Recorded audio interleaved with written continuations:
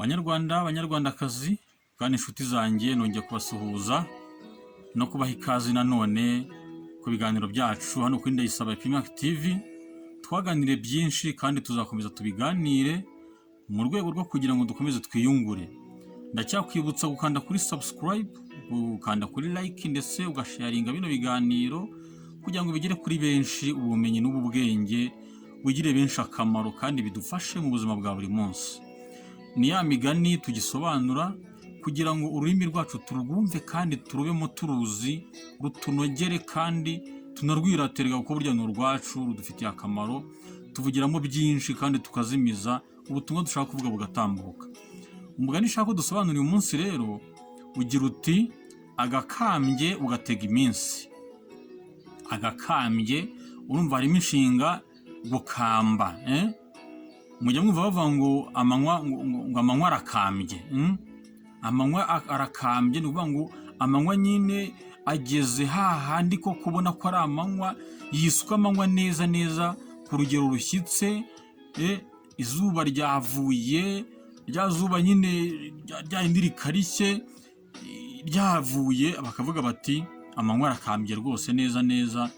Mbese iyo bavuze bati agakambye ni ukuvuga ngo ni ikintu gikomeye. Bakagira bati rero agakambye ugatega iminsi. Rero ni ukuvuga ngo ako gakambye ngo icyagukomereye kikakunanira, ukabona we ku bwawe rwose birakunaniye, ukaba ntacyo uri bukore, hano uvuga uti nyere rwose ubwo nananiwe. Ibyo bikunaniye rero iminsi ubwo niyo izaza ibisobanura, nk'uko twagiye tunabisobanura mu bihe bitandukanye. Nta kintu ubundi kijya gipfa kunanira iminsi. Ibidasobanutse abantu bibaza bati ese ibi n'ibi bizamera bite, ibi n'ibi se bivuze iki, ese ibi n'ibi gute na gute.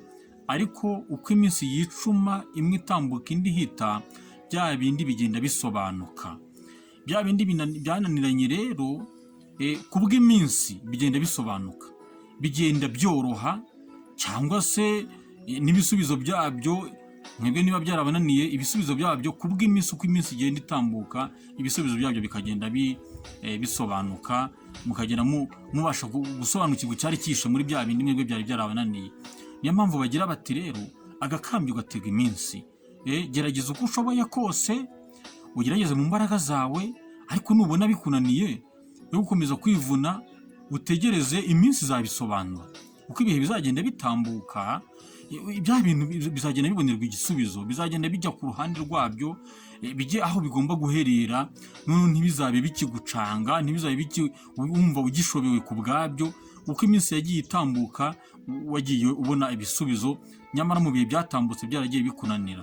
Rero dukoreshe ubumenyi, ukoreshe gusobanukirwa dufite mu byo duhura nabyo, ariko nibitunanira dutuze, kuko buhoro buhoro uko tuzagenda tubisuzuma gake gakeya, iminsi itambuka, bya bindi byatunaniye, bya bindi byatuyobeye bizagenda bimenyekana uko iminsi igenda ihita n'indi itaha. Icyo ni cyo umugani usobanuye. Niyo mpamvu bagira bati agakambye ugatega iminsi. Mugubwe neza rero, iyi migani ibagirire akamaro, ntimukajye muyihererana, ahubwo mujye muyisangiza n'abandi, kandi ubumenyi uvanyemo rwose ujye ubuhuza n'ubuzima urimo, kugira ngo bigoye gusobanukirwa neza n'icyavuzwe muri uyu mugani kandi bigufashe buri munsi. Urakoze rero, ndagushimiye, ukomeze kubana nanjye. Ciao ciao.